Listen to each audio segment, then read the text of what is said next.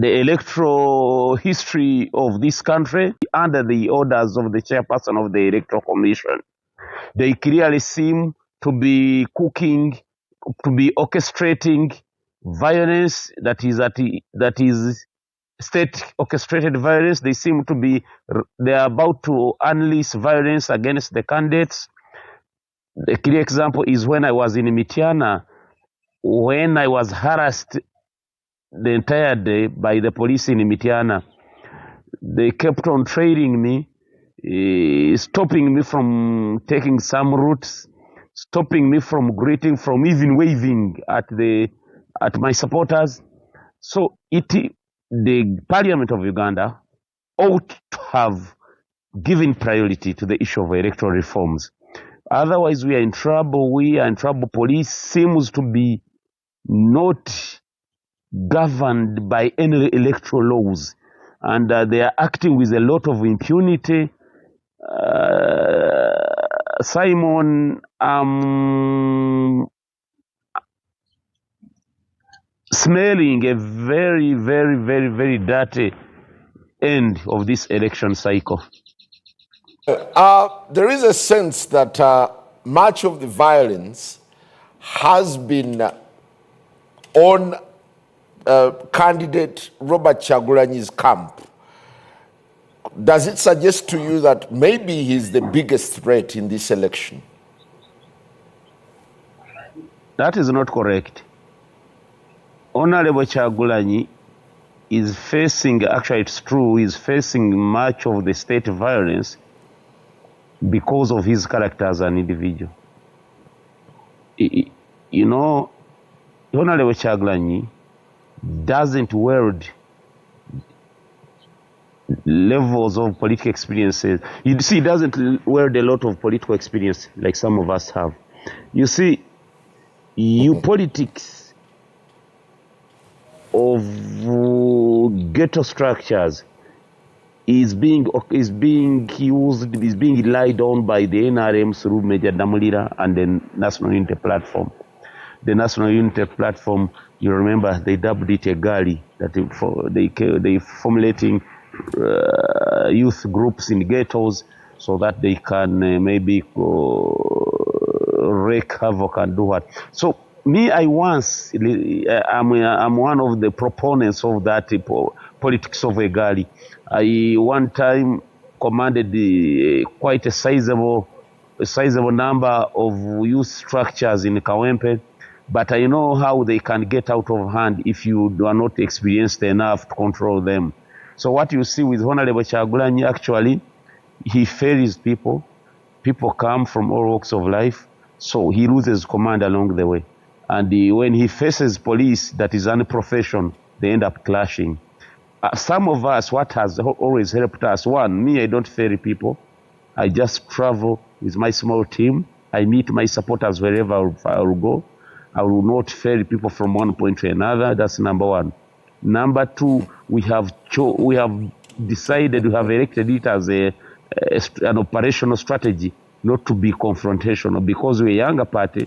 We want our message to reach the people. So we know how best the NRM operates. The NRM operates better where there is confusion and violence. So we are trying to disarm them. We know that they always provoke us to get a justification of crushing us, but we have always tried to deny them that chance, because we want our message to sink deeper to the population. But Honorable Kyagulanyi, of course, for him, his approach is a different one. He ferries people, he does it. And the people he ferries these are younger people, disgruntled young people from ghettos around the city. And it is clear that he will always lose command on them.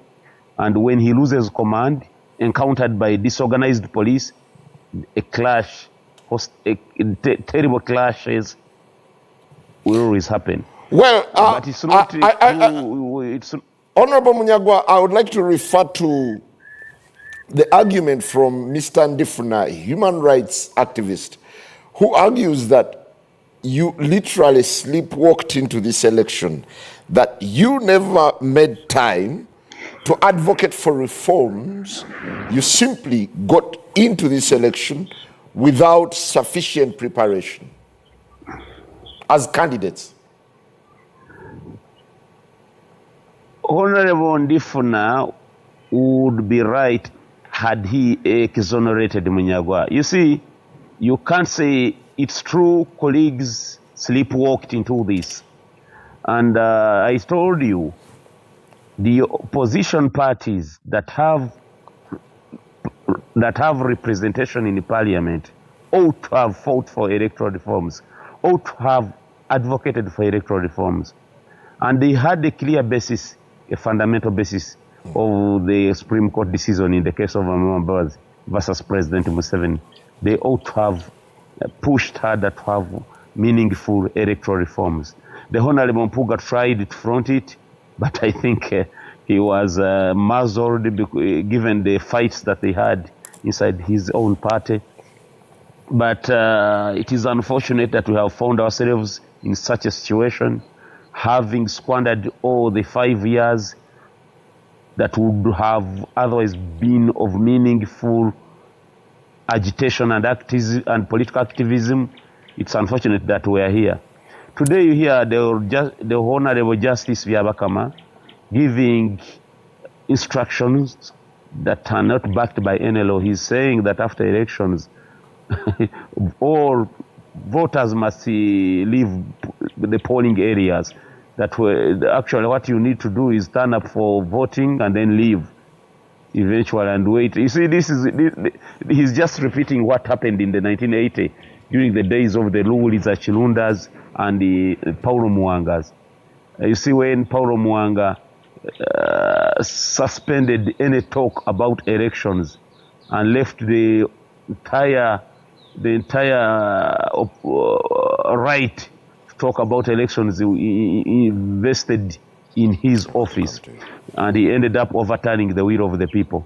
So, but all that is happening is a result of our abdication as the opposition over our roles and mandates at Parliament. Well, I'll bring in Mr. Ndifuna at this juncture. How do you reconcile the fact that the police is now in the spotlight, security generally is being blamed? Where is the Electoral Commission? Ideally, the Electoral Commission should be in charge, and but given the developments that we see, and also the benefit of hindsight, Electoral Commission finds itself in a weaker position for the job.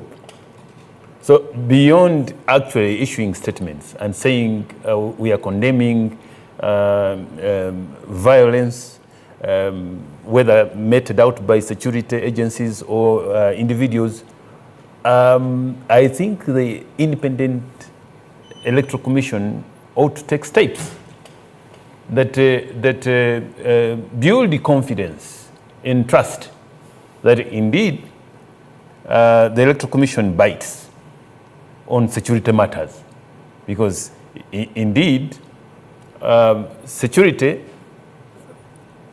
during the electoral period is supposed to be discharged by